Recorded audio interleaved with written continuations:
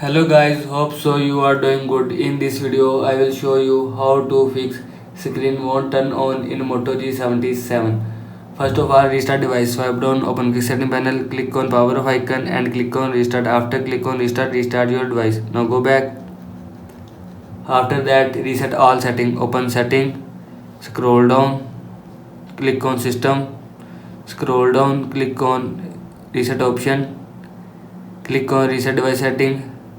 Again click on reset device setting. After click on reset device setting, all setting will be reset from your phone. Now go back.